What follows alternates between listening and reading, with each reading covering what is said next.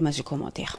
Son processus de remise de l'ordre dans le secteur de la sous-traitance à travers le pays, l'autorité des régulations de la sous-traitance dans le secteur privé enregistre au quotidien 2 cas de non-respect de loi qui réglementent ce domaine, dont celui-ci qui visiblement sort de l'ordinaire.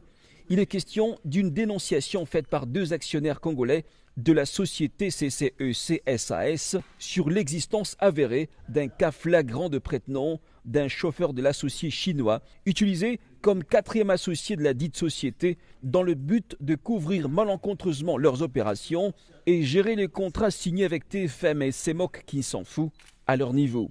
Après investigation, enquête et audition, sans compter des séances de confrontation des parties faites par les OPJ de la RSP, le directeur général de cette institution a personnellement présidé 3 autres séances et pour asseoir sa conviction, l'honorable Miguel Cachal avait auparavant effectué une demande d'information aux sociétés principales concernées dont il ressort que sur un colossal montant de 27 millions de dollars américains déjà payés, seule une bagatelle somme de 600 000 francs congolais a été cédée à la partie congolaise, comme nous l'explique M. Katako Toussaint. Nous, actionnaires nationaux, on a demandé aux Chinois de tenir une assemblée générale ordinaire pour parler des états financiers ainsi que leur affectation. C'est de là que les problèmes ont commencé parce que les Chinois ne voulaient pas.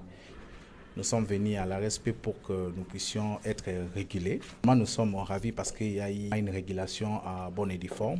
Le directeur de l'inspection et contrôle Férouzi Guillaume revient ici sur les faits établis. Dans les chefs de M. Fou, qui est le directeur général de la société, les OPJ ont retenu les infractions des abus de confiance. Deuxième infraction, c'est l'infraction des faux en écriture et usage des faux. La RSP a dégagé que M. Mupalanga est un prête-nom. L'attestation qui a été obtenue de manière frauduleuse, le directeur général va prendre des décisions administratives par rapport à ces documents ici. La troisième infraction, c'est l'infraction de blanchiment des capitaux.